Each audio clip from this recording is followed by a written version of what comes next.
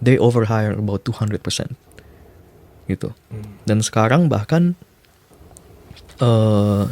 jadi setelah COVID selesai, orang nggak butuh banyak digital service banyak, dan banyak perusahaan yang gagal kapitulasi market baru. Akhirnya mereka lay off semuanya. Mereka juga bingung ngelihat saya gitu, ngelihat muka saya, terus saya ngeliat, kamu orang Indonesia, orang apa kamu? Mereka sering bingung gitu kan. Jadi techno-optimism ini adalah bilang bahwa teknologi akan menyelesaikan semua masalah manusia. Dan kalau ada masalah yang diciptakan oleh teknologi, kita mesti bikin teknologi baru untuk menyelesaikan. Nah, oke, ini nggak masalah. Negative K, nothing further, just city cabbie in the corner. Maju mo ko?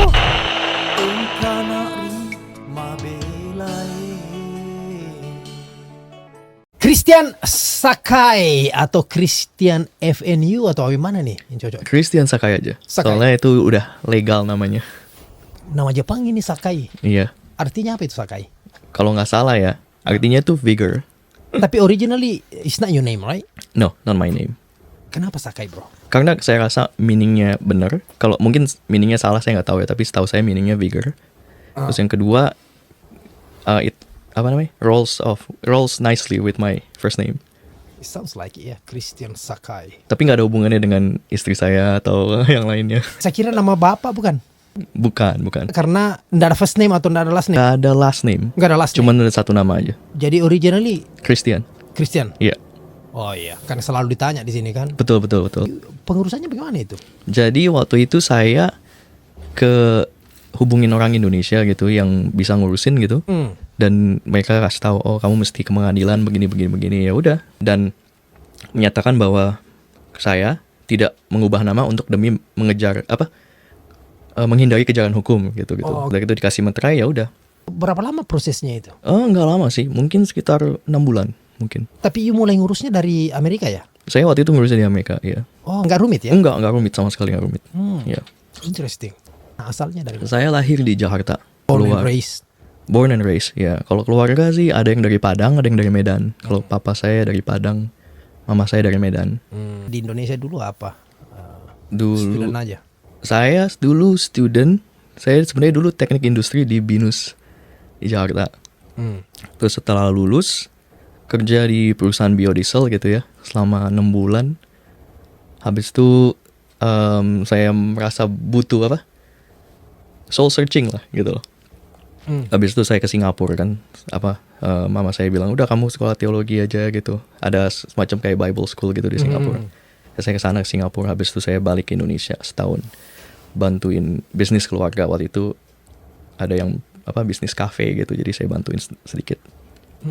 Disuruh teologi ini memang ada indikasi bahwa kayaknya cocok di misionaris atau pastor atau bagaimana ini? Saya nggak tahu juga ya. Kalau menurut saya karakter saya itu sebenarnya nggak cocok di ministry, di pelayanan itu nggak cocok sebenarnya. Karena saya orangnya terlalu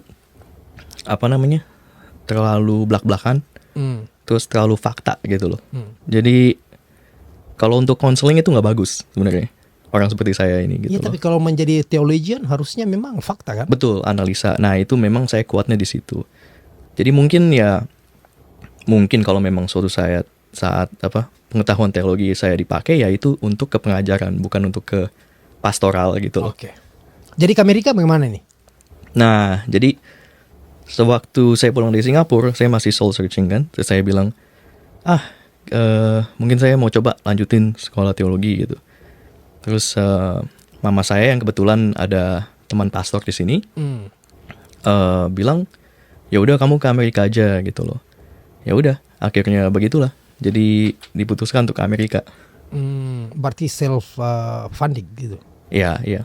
S2, S1, S2. Ya, tapi untungnya yang itu sih nggak terlalu mahal ya. Jadi bukan kayak private school di sini gitu loh. Kalau terlalu mahal ya nggak bisa juga kan. Right. Ya. Jadi di New York. Di New York waktu itu langsung ya. Berapa tahun di New York? Sekolah. Sekolahnya waktu itu 3-4 tahun kalau nggak salah. 3,5 tahun. 3,5 tahun. Berarti lulus dong ya? Udah lulus ya. Oh, selesai. Terus begitu selesai, kenapa tidak pulang? Kan mau jadi apa ini? Betul. Jadi rencananya tadinya saya mau jadi misionarisnya di Jepang gitu kan. Terus setelah sekolah teologi ya saya merasa apa benar ini masih panggilan gitu kan. Terus akhirnya teman saya bilang udah kamu coba ke gereja saya aja, itu teman saya orang Korea gitu. Akhirnya saya coba pelayanan di sana gitu kan. Tapi di saat saya pelayanan itu saya merasa memang karakter saya memang kurang cocok untuk jadi pengerja gereja gitu loh. Gitulah. Jadi soul searching lagi. Search lagi. Iya, dan setelah itu yang saya bilang bahwa keluarga saya udah pada tua dan kebetulan saya generasi ketiga. Generasi saya ini cuma saya yang paling tua gitu loh. Dan saya merasa butuh saya merasa butuh untuk membantu mereka nanti masa tuanya. Menurut you theologian tidak apa? Oh, sama sekali nggak bikin duit. Oh ya. Sama sekali nggak. Ini untuk pelayanan aja. Betul. Iya. Jadi setelah melihat kondisi kayaknya you change the land. Sebenarnya saya dari awalnya bukan mau jadi full time sih sebenarnya. Tapi saya waktu itu kerja di gereja itu untuk merasa bener nggak sih saya nggak cocok jadi full time. Dan menurut saya pada saat itu memang tidak cocok saya jadi full time gitu. Tapi tadi you bilang mau menjadi apa misionaris rencananya ke Jepang. Betul. Why Jepang? Kenapa Jepang? Karena waktu itu sebenarnya Jepang itu untuk di zaman modern itu termasuk salah satu yang dimana kekristenan itu tidak begitu besar gitu. Masih butuh lah di sana. Kurang lebih, iya betul. Menarik juga itu. Tapi mirip-mirip orang Jepang juga di sedikit. Hah? Ya teman-teman Mr. saya Sakai. sama istri saya juga bilang begitu, tapi Oh ya. ya menurut saya sih kebetulan aja sih. Mama saya juga bilang begitu. Istrinya orang apa? Istri saya orang Jepang. Itu bukan tidak ada hubungannya dengan saya mau jadi misionaris ke Jepang, itu memang lagi ketemu orang Really? Jepang. Tapi you ganti nama Sakai sebelum atau sesudah menikah? Sebelum. Ini interesting sekali nih berarti memang.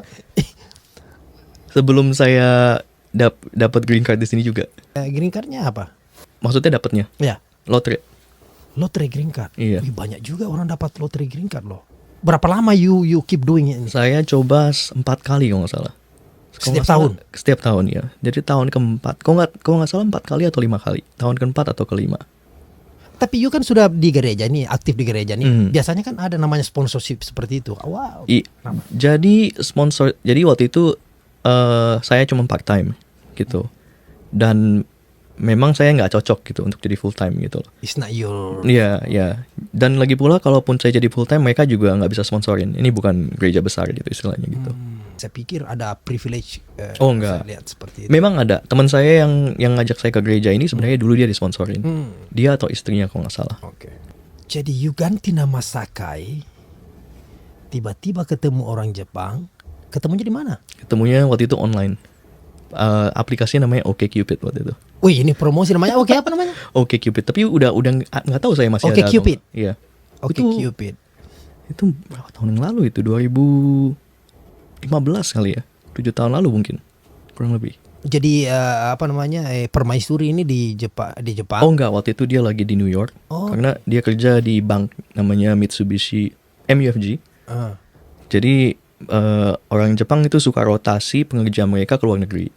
Dan kebetulan istri saya ini lagi dirotasi ke New York selama 3 tahun. Nah tahun ketiga itulah kita ketemu gitu. Online ya. Langsung nyambung.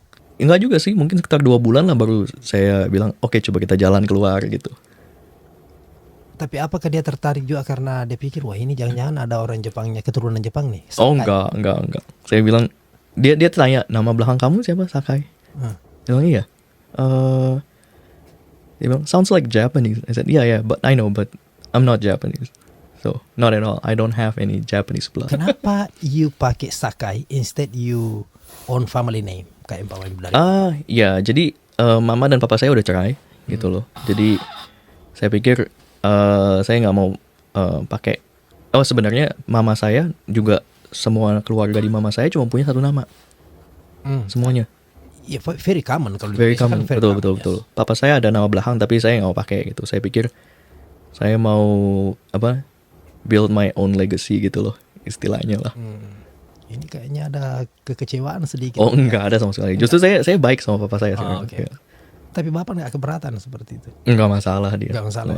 Iya. Menikahlah sama Sama- permaisuri ini. Betul. Jadi enggak apa-apa dia kalau pulang pergi ke Jepang ini kalau sama-sama orang Jepang ini Ya. enggak sulit kayaknya. Mereka juga bingung ngelihat saya gitu. Ngeliat muka saya, terus saya ngeliat, kamu orang Indonesia?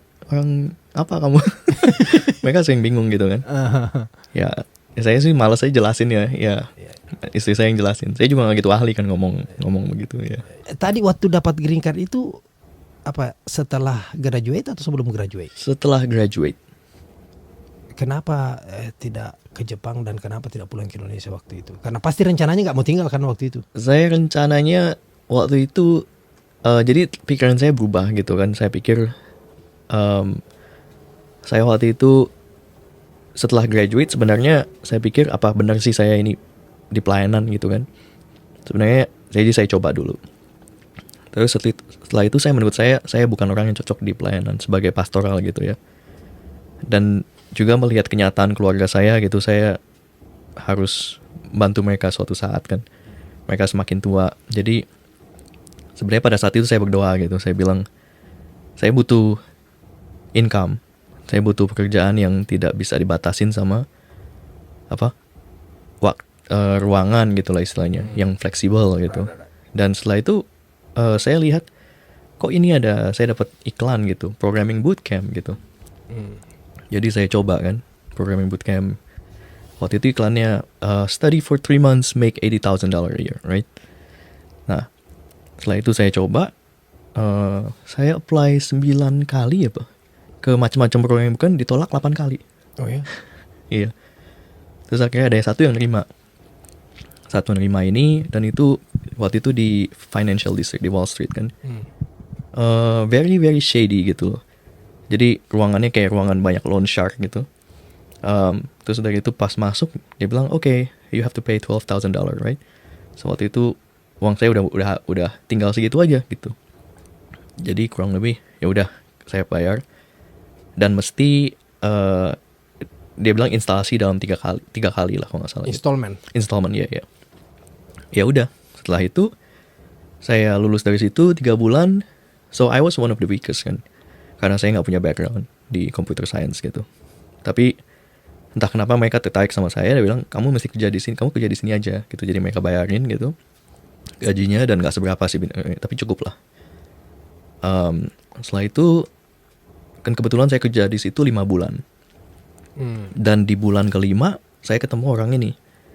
Jadi orang ini ternyata orang kaya gitu, Taiwanese American yang kaya. Terus kita coba bikin startup bersama mereka, dia bilang gitu. Jadi ya udah, dia bantuin saya, dia bantuin bayar gaji saya setahun gitu kan. Ya udah saya bikin startup sama dia. Walaupun waktu itu akhirnya kita gagal gitu kan, susah marketnya. Tapi ya begitu. Jadi akhirnya saya jadi programmer. Tuh, jadi saya memutuskan untuk ya udah kita coba di sini dulu. Jadi hubungan dengan orang Taiwan gimana? Masih ada, tapi dia udah di Seattle sekarang, udah ngurusin bisnis yang lain. Yang mau dibangun dulu itu apa? Use musical instruments. Use musical. Buying and selling? Betul. Jual beli, platform buat jual beli alat musik bekas. Alat musik bekas. Kira-kira apa anunya? Apa kendalanya? Kendalanya sebenarnya marginnya itu sangat tipis, dan butuh yang namanya marketplace itu ya itu sangat sulit. Itu semua di antara semua startup, marketplace startup itu sangat paling sulit. Itu capital butuh banyak banget, dan juga kompetitor kita waktu itu paling besar masih ada sekarang, namanya Reverb.com. Itu mereka dibangun oleh Chicago Music Exchange, dan Reverb.com itu always lose money. Jadi still survive dong. Still survive karena Chicago Music Exchange yang dukung kan, dananya dari situ. Jadi itu kayak loss leader lah gitu istilahnya. Dari situlah you belajar lebih intens lagi dalam hal ini ya. Betul. Setelah lulus dari situ, setelah kita memutuskan okay, this is not gonna work out, kita tutup perusahaannya. Setelah itu saya bilang ya udah saya mau lanjut ngambil computer science gitu kan. Tapi saya nggak ada duit gitu loh. Terus dia bilang ya udah saya pinjemin duit gitu. Saya merasa waduh hebat banget gitu. Saya ini siapa gitu loh. Tapi dia pinjemin duit. Jadi saya udah bayar balik sih sebenarnya. Jadi waktu itu dia pinjemin saya waktu itu $30,000 dikali 2. 60,000. Iya. Saya beruntung sekali. Jadi kalau nggak ada dia, saya nggak ada di sini sekarang. Sekarang di mana? Saya sekarang di perusahaan Kanada sih. Jadi dia punya kantor di New York gitu. Jadi kerjaan saya remote. Sebelumnya saya pernah kerja di perusahaan trading di Wall Street. Itu gaji paling besar saya waktu itu. Terus sebelumnya saya pernah kerja di Bloomberg juga. Terus Apa? Finance? waktu itu saya jadi bantuin departemen saya waktu itu cyber security-nya gitu. Cyber security. Tapi saya bukan cyber security expert, saya cuma bikin software untuk bantuin cyber security mereka. Jadi kita scan semua email di Bloomberg. Gitu loh. Nah, sekarang ini berlanjut yang perusahaan Seattle ini apa? Kanada. Kanada. Perusahaan Kanada, iya. Perusahaan semacam kayak perusahaan supply chain gitu. Apa ya specialty-nya di sini? Programming juga sama. Apa yang Dibuat. Iya. Oh, jadi saya buat ada dashboard untuk mereka analisa supply chain mereka. Sebenarnya supply chain perusahaan apapun gitu. Jadi contohnya misalnya Apple butuh analisa untuk kita outsource dari perusahaan ini gitu mengenai barang ini. Terus dari itu perusahaan ini juga punya outsource ke tempat lain gitu. Jadi ada chain of dependencies gitu. Itu menurut regulasi mesti dicek semua karena mungkin ada terorisme gitu kan, dana terorisme atau dana pemerintahan asing atau dana child labor gitu, perbudakan anak kecil gitu, human trafficking gitu-gitu modelnya. Jadi ini lebih ke security ya? Supply chain security, Supply chain betul. security. Betul, ya. Tapi what do you think? Good? Ya, it's good. Jadi perusahaan ini remote gitu dan kerjaannya juga rada chill gitu ya karena jadi kalau kerjaan programming itu dia ada bimodal gitu. Bimodal artinya yang satu gajinya biasa, yang satu gajinya 2 kali lipat. Kalau perusahaan trading atau perusahaan kayak Google, Amazon, Facebook itu gaji mereka 2 kali lipat pasar. Sebagai referensi waktu itu gaji saya di perusahaan trading waktu itu 340.000 per tahun. Di trading itu? Iya. Kenapa keluar bro? Layoff. Oh, layoff. Jadi tech lagi layoff semua kan kebanyakan gitu. Karena market lagi sulit. Tapi jadi untuk masuk ke perusahaan seperti ini itu sangat sulit masuknya. Jadi interviewnya itu cuma ada 5% chance to get in gitu. Dan kompetisinya sangat berat, apalagi kalau kita mau milih, I want to be in New York. Kalau kita mau pilih, saya mau di California atau Seattle, itu masih lebih banyak posisi. Tapi kalau di New York sangat sulit. Kalaupun kita pass interview, belum tentu jobnya ada gitu. Jadi itu yang terjadi sama saya sih beberapa kali. Jadi interviewnya pass, tapi jobnya nggak ada dan saya nggak mau move to California atau Silicon Valley atau saya nggak maunya di New York aja gitu. Ya gitu aja. Tapi ya enaknya adalah kerjaan di perusahaan sekarang ini karena mereka lebih chill gitu loh, lebih nggak high performance kayak Meta, Amazon, Google. Mereka itu gajinya besar tapi very high performance gitu loh. Jadi tiap tahun kamu mesti, dan semua orang di sana high performance semua, dan mereka bakal pecat the bottom 5%. Iya. Siapa Gitu. saja yang Siapa aja. Betul. kurang maksimal, gak ada geril. Betul. Padahal semuanya maksimal. Wow. Jadi emang sangat cutthroat gitu. Tergantung departemen sih. Saya dengar dari teman-teman saya tergantung di departemen. Tapi sekarang tech lagi banyak layoff besar-besaran gitu. Jadi bahkan random layoffnya. Gak ada hubungan dengan high performance, low performance sekarang gitu. Jadi kalau bisnis unit kamu nggak bikin duit, cut langsung. Iya, itu saya dengar banyak sekali itu. Betul. Perusahaan-perusahan besar. Apa kira-kira? Wow, apa alasan yang paling mendasar menurut you? Jadi kemarin itu mereka overhire pas pandemi COVID kan. COVID semuanya tiba-tiba orang butuh digital service banyak kan. Right. Karena mereka pikir kita nggak bakal keluar rumah lagi gitu. Jadi mereka hire besar-besaran. Jadi sebagai referensi itu kalau nggak salah COVID itu they overhire about 200% gitu. Dan sekarang bahkan jadi setelah COVID selesai, orang nggak butuh banyak digital service banyak, dan banyak perusahaan yang gagal kapitulasi market baru. Akhirnya mereka layoff semuanya gitu. Jadi awalnya mungkin mereka berpikir bahwa ini yang namanya kayak remote job lah ya, remote ini it's gonna be long time. Betul, Ternyata berbalik, betul. maksudnya cepat recover gitu. Betul. Dan udah itu yang satu. Yang kedua adalah suku bunga kan naik tinggi. Jadi hubungannya suku bunga ini dengan ekonomi adalah kalau misalnya suku bunga rendah, ya kan, dan bank swasta akan pinjam ke bank negara. Jadi misalnya suku bunga yang kemarin itu sekitar ada berapa ya, 2-3% suku. Terus dari itu bank swasta akan pinjam ke bank negara itu uang itu. Bank swasta akan bilang, bunganya cuma 2%, 3%. Oke lah, kita bisa kasih klien kita 5%, terus kita cut selisihnya kita ambil, gitu kan. Terus setelah itu perusahaan swasta pinjam dari bank swasta, cuma 5%, ya udah dalam 1 tahun kita bisa bikin 7-10%, berarti selisih 5% kita ambil, ya kan. Jadi semua banyak bisa, uang itu murah istilahnya gitu. Jadi mereka hire gede-gedean kan. Ya. Untuk riset kapitulasi market baru. Maksudnya kapitulasi market baru adalah kalau dulu Apple itu stoknya naik terus kan, sangat tinggi naiknya karena iPhone itu baru gitu kan ya. Tapi sekarang hampir semua orang sudah punya smartphone, jadi tidak ada market baru lagi, stok mereka udah stagnan.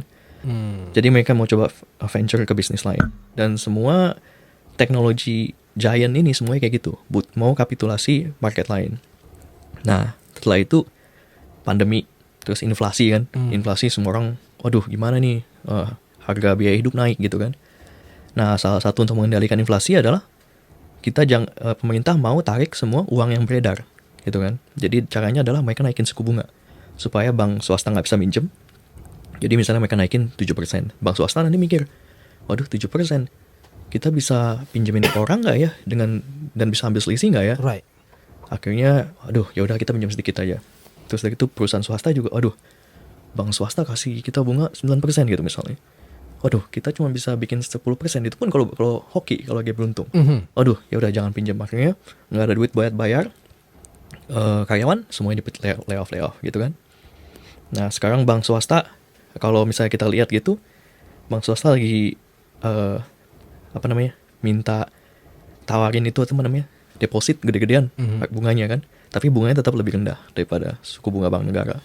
Jadi mereka tetap butuh duit untuk diputar lagi, tapi bunganya lebih rendah daripada kalau mereka pinjam ke negara gitu. Jadi mereka pinjam ke masyarakat sekarang. Menurut you bunga yang tinggi sekarang ini is gonna be stay for a while? Kalau kemarin saya dapat email dari Vanguard, Vanguard ya. Vanguard, yes. Iya, mereka ekspektasi bahwa suku bunga akan merendah dikit, tapi mungkin nggak rendah-rendah banget gitu. Tidak akan terjadi suku bunga yang rendah seperti sebelum pandemi gitu. Jadi ini akan tinggal. Jadi nggak akan setinggi ini, tapi akan lebih rendah lagi. Rendah tapi nggak seperti yang kemarin-kemarin. Betul. Jadi semua orang menurut saya harus siap-siap brace for slower economic impact gitu loh. Jadi kita kan ini sudah antisipasi namanya, some people say it's gonna be crashed. Bagaimana menurut you ini? Dalam crash maksudnya ekonomi crash. Ekonomi crash atau ya karena kan pengaruh semua dengan bunga yang tinggi, betul. Semua inflation apalagi konflik sekarang ini. Kalau menurut saya sih it's gonna be painful gitu ya. Dengan crash itu maksudnya bukan berarti maksudnya benar-benar hancur gitu, tapi banyak yang akan mengalami kesusahan. Contohnya orang akan di layoff gitu kan, lebih banyak, dan ternyata orang-orang di layoff ini punya kredit rumah. Nah nanti mereka bayarnya gimana, itu bingung. Terus nanti juga untuk remote ini mereka lagi kesulitan. Real estate di New York itu lagi, atau di banyak real estate, office real estate itu yang harganya makin down kan, karena banyak orang yang remote gitu. Nah itu banyak orang kaya yang nggak suka gitu loh, kan investasi mereka di situ semuanya. Terus banyak juga dana pensiun di situ juga. Nah jadi city mungkin lagi pressure mereka gede-gedean balik semua ke kantor gitu. Cuman ya banyak orang nggak mau ke kantor kan gitu loh. Kalau misalnya mereka kantor, mereka macet lagi, keluar dana lagi gitu. Jadi ya udah gitu juga mengenai artificial intelligence gitu ya. Artificial intelligence yang terakhir ini sangat mengkhawatirkan gitu loh. Contohnya kemarin 2 hari lalu baru ada teknologi untuk bikin teks ke video yang sangat bagus for 60 seconds and it's very very good, cannot be distinguished from real life. Apa lagi namanya itu? Saya dengar kemarin itu di news itu. Very concerning ya. Ya, udah gitu kalau udah kayak gitu berarti nggak butuh aktor, nggak butuh makeup artist, nggak butuh ini itu. A lot of jobs will be outsourced. Dan kadang-kadang mereka mau big company kayak kemarin Spotify gitu ya. Ini kita ngomong soal podcast ya. Spotify mereka baru acquire satu company, terus kalau nggak salah podcast company, terus mereka change their terms of conditions. Jadi kalau misalnya kita upload podcast kita Spotify berhak untuk memakai podcast kita dengan lakukan apapun, termasuk bikin konten dari AI, dari derivative works gitu. Jadi kalau kita upload podcast kita ke Spotify, mereka berhak ngapain aja dan tidak perlu bayar royalty gitu. Oh shoot. Ya. So itu lagi rame itu di podcast community itu soal itu. Baru kemarin mereka change of terms of Iya, conditions. karena if just in case itu disalahgunakan atau jatuh di tangan yang Iya. bahaya sekali kan. Betul. Wow. Yeah. So it's gonna be painful. Dan kita sebenarnya 10 tahun lalu, 5 tahun lalu nggak ada yang tahu bahwa art itu, kreatif industri bakal disrupt pertama kali dengan AI kan. Kita taunya mungkin robot tidak bisa bikin gambar, robot tidak bisa bikin film, tidak bisa bikin lagu. Mungkin jangan kerja sebagai computer science, jangan kerja sebagai programming gitu. Karena AI akan mengambil kerjaan kamu gitu. Sekarang ternyata creative works duluan gitu loh. Waduh, nggak ada yang ramalkan kan. Tapi kan memang sudah di-mention sama Elon Musk dulu bahwa this is far more dangerous than any technology ever existed gitu. Iya. Mungkin dangernya bukan dalam arti dunia akan berakhir gitu ya, tapi dangernya adalah banyak orang yang akan kehilangan pekerjaan. Gitu. Tapi itu kan akan leading juga termasuk kepada teknologi dalam military technology. Oh iya, betul. Karena kalau itu sudah jatuh, we can see sekarang kayak robot itu kan dengan adanya AI dalam itu luar biasa. Betul. Kita bicara sekarang loh, we talking about 5 year ahead itu. Iya. There's no doubt about unthinkable. Tapi dan itu juga sangat berpengaruh dengan what you do now sebagai programmer, itu bisa saja di-replace sama AI. Bisa jadi. Sebenarnya saya awalnya tidak gitu percaya ya. Cuman menurut saya akhir-akhir ini mungkin saya harus punya backup plan gitu, tetap gitu. Yeah. Kalau saya yakin sekali bahwa yang semua namanya pekerjaan seperti accounting, apalagi namanya lawyer, is all gone after that. Karena kalau sudah software sudah terbentuk, you don't need anybody to judge what is right and wrong. Ya, mungkin nggak sampai seperti itu. Mungkin yang terjadi adalah karena kan untuk dalam menjudge itu tetap butuh manusia. Cuman mungkin yang terjadi adalah pekerjaan-pekerjaan yang butuh skill level lebih rendah, misalnya paralegal gitu ya, tidak dibutuhkan lagi. Nah, atau pengacara-pengacara, lawyer-lawyer yang mungkin junior intern gitu. Nah, jadi kalau lawyer seperti misalnya saya programmer, kalau saya sebenarnya nggak gitu butuh junior lagi. Saya tinggal suruh AI untuk bantuin saya coding gitu ya. Right. Walaupun hasilnya tidak terlalu bagus, tapi saya bisa edit. Masalahnya adalah nanti kelanjutannya profesi ini bagaimana gitu kan? Karena kan junior kan butuh training, butuh experience gitu. Sama dengan law gitu. Bagaimana kelanjutannya gitu kan? Kalau misalnya kita nggak pernah hire junior, nggak pernah training junior gitu. Betul, manusia yang menjudge, karena itu kan butuh bukan cuma bukti aja, tapi ada emotion yang involved di situ. Betul. Karena kan law itu tidak hitam putih kadang-kadang. Right. Kadang-kadang ya. But we still can see bahwa kalau I'm talking about 5-10 years. Ya. Ini kan sampai sekarang kan bahwa AI itu banyak yang berpikir bahwa they can sense your emotion. Dia bisa punya emosi kayak manusia gitu. Meskipun sekarang mungkin belum seperti itu, tapi heading that way. Iya, it's debatable kan. Jadi ada orang merasa bahwa AI ini sentient, maksudnya benar-benar kayak punya emosi segala macam. Tapi ada yang bilang bahwa no, AI ini cuman pattern matching, maksudnya cuman statistikal aja gitu loh. Jadi bahkan expert itu terpisah dua gitu loh. Contohnya kalau kita lihat expert yang salah satu chief scientist at Meta, Facebook, Yan LeCun kalau nggak salah namanya, dia nggak percaya dengan AI yang sekarang. Tapi kayak chief scientistnya OpenAI misalnya, Andrej Karpathy gitu, dia percaya bahwa AI ini benar-benar punya emosi, dan bukan punya emosi, maksudnya ini benar-benar bakal jadi general intelligence gitu. Ya, I mean sekarang ini belum, as you said, you tidak pernah berpikir it's going this way. Tetapi saya bicara 5-10 tahun ke depan, karena ini kan berlomba-lomba orang nih. Iya. As you say, tidak pernah di-expect yang tadi ini, yang tadinya dari teks langsung menjadi sebuah video. Betul. It's crazy. Who can imagine this? A year ago, forget about. Right.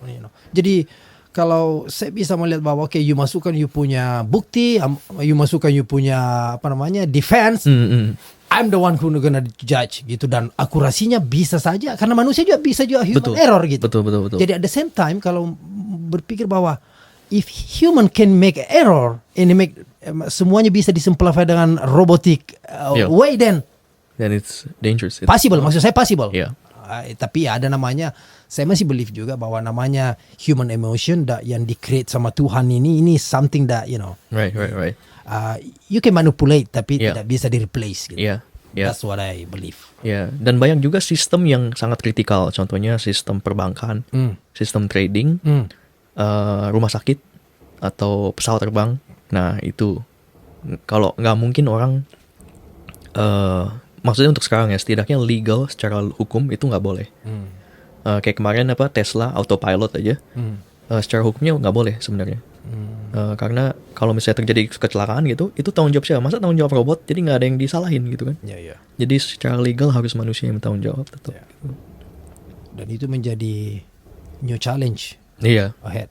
iya, dan masalahnya adalah kalau zaman dulu itu orang bilang, oh ya kita kan selalu teknologi selalu memang meniadakan lapangan pekerjaan tapi menciptakan lapangan pekerjaan baru.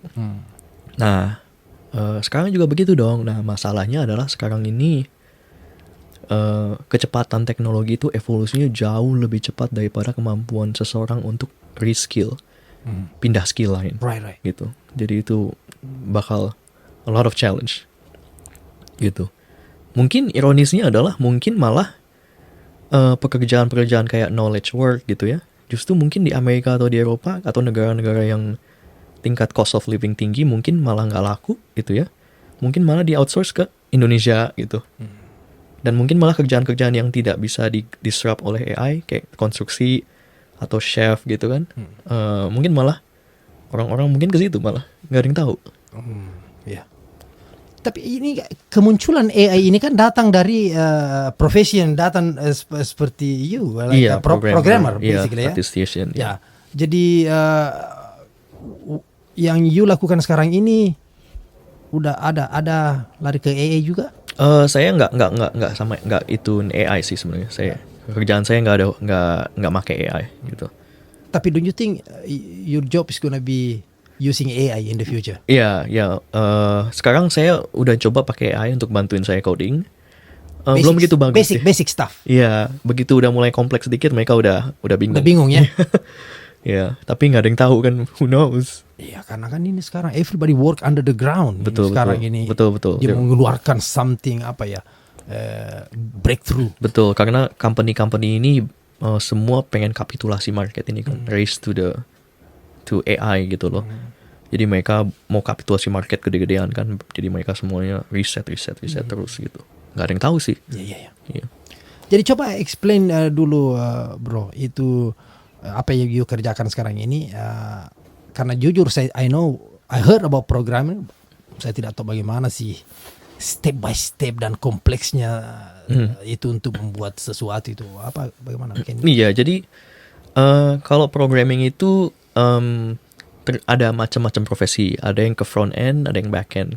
Front end itu maksudnya user interface-nya gimana gitu. Jadi kalau misalnya ke YouTube gitu, terus ada lihat, oh ini video, oh ini tombol. Nah itu front end. Nah front end itu kadang-kadang bisa ke smartphone gitu, iOS atau Android atau yang lain. Tapi kebanyakan sih front end, iOS, Android sama back end. Back end itu servernya gitu. Di tiap programming ini ada maksudnya kompleksitas masing-masing gitu. Ada yang bilang front end itu gampang, oh enggak juga, sebenarnya sangat sulit juga. Atau back end itu gampang, oh enggak juga, sebenarnya sangat sulit juga gitu. Jadi makanya kenapa orang spesialisasi gitu, semakin sulit. Jeleknya enaknya jadi programmer adalah ya it's a little bit fun gitu loh. Karena kalau orang suka puzzle gitu ya, suka, oh ini cocok nih pasang begini jadi sesuatu. Nah enaknya programming adalah kita pasang-pasang, kita kode-kode, jadi sesuatu. Nah itu it's interesting gitu, menarik gitu loh. Nggak menariknya adalah kamu harus terus belajar gitu. Karena kalau kamu nggak terus belajar, nggak terus kembangin skill, itu bakal kalah gitu. Karena banyak orang yang lebih muda, yang fresh graduate, mereka bisa belajar teknologi baru gitu kan. Terus mereka lebih punya waktu gitu. Orang yang lebih tua mungkin saya punya keluarga sekarang, nggak punya waktu buat belajar lagi gitu. Nah, karena itu juga banyak women gitu yang di programming workforce itu setelah berapa tahun mereka they quit programming job gitu, karena atau mereka pindah profesi, mungkin jadi engineering manager gitu loh. Mereka nggak mau ngurusin codingnya lagi karena terlalu high maintenance gitu loh. Itu jeleknya gitu. Constant improvement, selalu Constant improvement, iya. Tidak betul. berhenti Betul. Jadi kalau dibilang programming itu sebenarnya kita tuh bukan prestigious job gitu loh. Kalau prestigious job itu mungkin seperti lawyer gitu ya, dokter gitu. Programming itu lebih ke mekanik lah gitu. Lebih ke bengkel orang gitu. Ya nggak seperti juga, cuman kurang lebih kayak gitu. Jadi terlalu ke implementasi detail gitu loh. Tapi untuk dasar dari menjadi programmer itu maksudnya ke coding semua ya pasti ya? Iya. Coding ya? Coding, iya. Jadi semua orang sebenarnya bisa belajar programming, tidak perlu masuk computer science dulu. Banyak orang yang autodidak dan jauh lebih jago daripada orang yang Di sekolah. Yang autodidak di rumah gitu belajar. Mereka bahkan bisa banyak yang jauh lebih jago daripada orang yang udah lulus computer science gitu. Ya karena mereka bisa bereksperimen whatever you want. Gitu, Yeah. mungkin begitu ya, tidak terbatas dengan Betul, dan mereka juga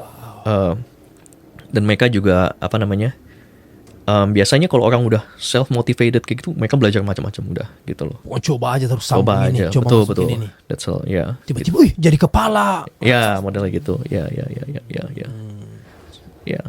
Jadi anggaplah you punya perusahaan berdiri di bidang apa lagi tadi? Kalau yang sekarang ini saya kerjanya di namanya supply chain analysis. Supply chain.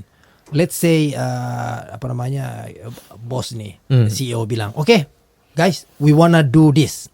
Contoh apa? Ya, contohnya misalnya ya, kita punya ide bisnis baru gitu.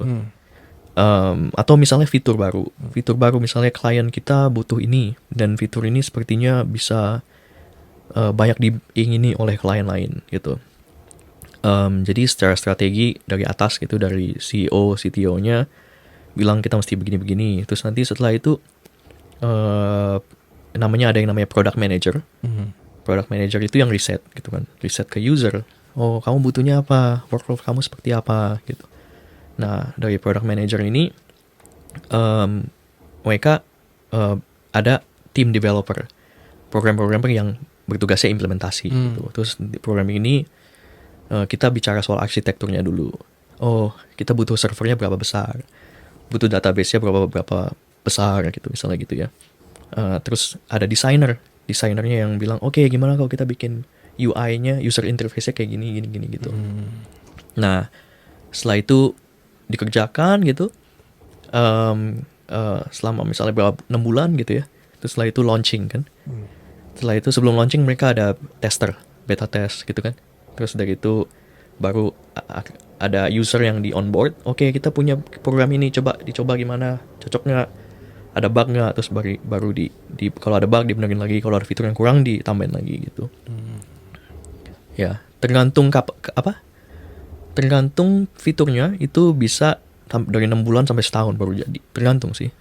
Dan jadi biasanya kalau product manager yang udah handle segitu banyak itu, wah itu posisinya udah sangat di atas gitu istilahnya gitu.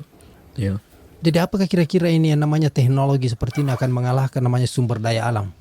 Sumber daya alam dalam hal apa contohnya? Nah, saya cuma berpikir begini, kita kan di Indonesia kan bukan teknologi mogul begitu. Ngerti. Tetapi kita punya sumber kekayaan alam yang alam yang luar biasa. Waduh. So saya cuma kira sini tiba-tiba aja nih, tiba-tiba muncul ini. Ngerti. Iya. Jadi kalau menurut saya Indonesia itu sangat kaya. Luar biasa kayaknya. Yes. Cuman kekurangan kita itu sumber daya manusia kita kurang bagus. Jadi kalaupun perusahaan luar mau bikin pabrik di Indonesia, mereka juga mikir, aduh nanti pekerjaannya siapa? Nggak ada yang bisa maintenance ini pabrik gitu kan. Jadi akhirnya perusahaan lain nggak jadi ke Indonesia, jadinya ke Vietnam, kan ke India gitu. Dan adalah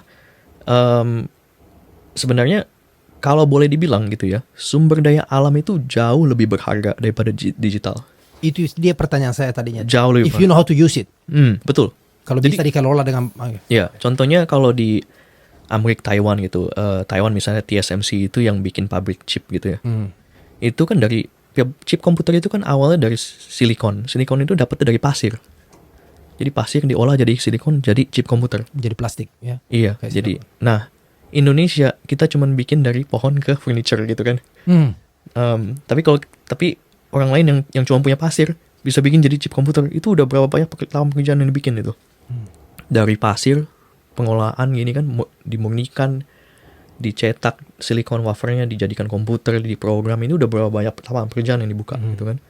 Kalau di Indonesia nggak ada gitu, kita cuman tebang pohon, terus Langsung jadi kursi. furniture gitu loh. Iya, Ya, kurangnya bener. gitu. Nah, sebenarnya di Bay Area ini, di Silicon Valley ini, mereka ada satu namanya ideologi yang namanya techno-optimism.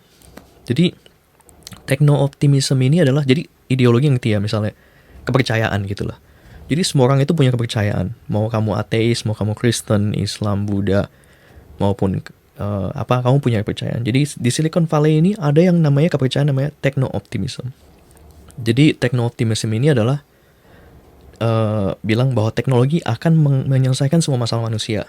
Dan kalau ada masalah yang diciptakan oleh teknologi, kita mesti bikin teknologi baru untuk menyelesaikan. Nah, oke, nggak masalah. Tapi jeleknya techno-optimism ini adalah mereka percaya dengan yang namanya infinite growth.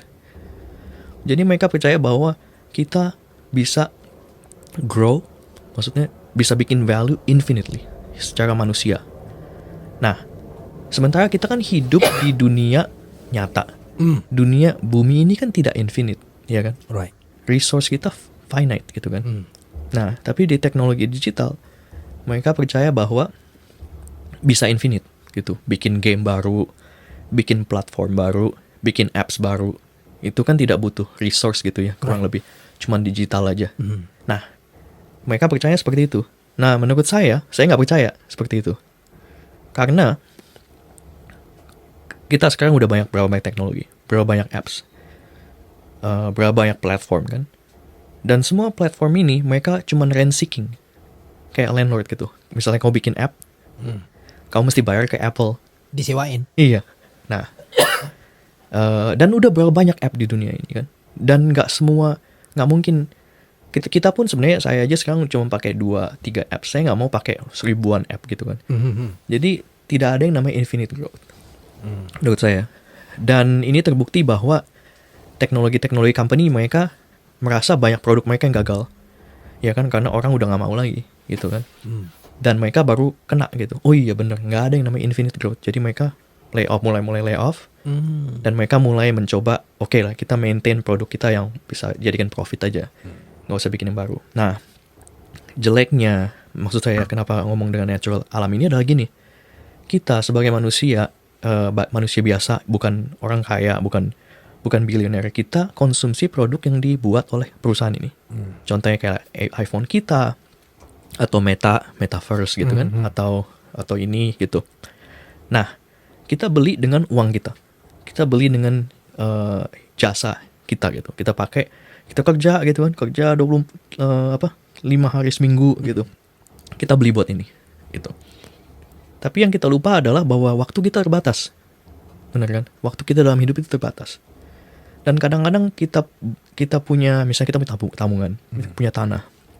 Kita punya tanah, kita punya emas gitu ya. Kita jual untuk beli ini gitu.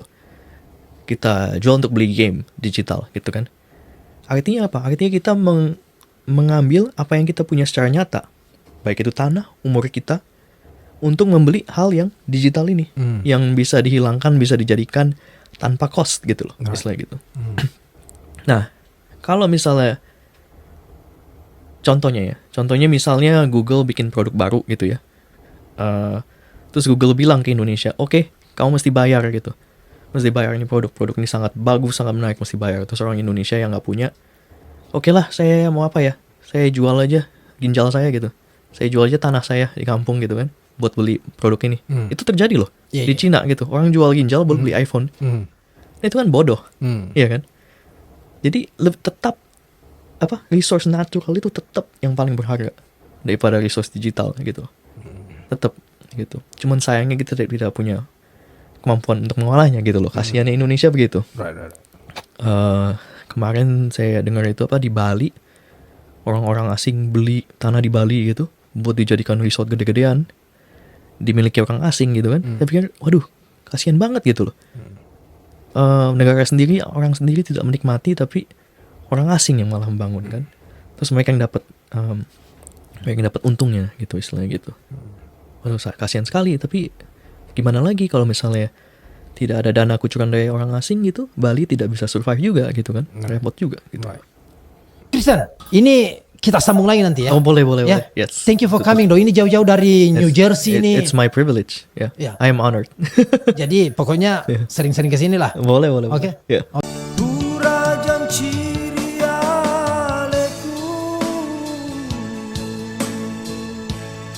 sing teruri hatiku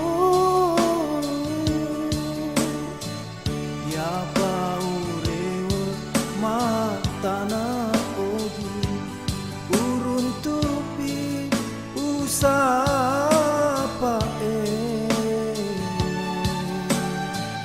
Indo amo malepiku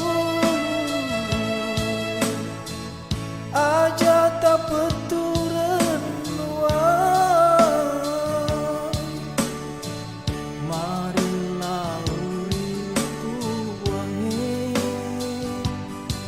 nate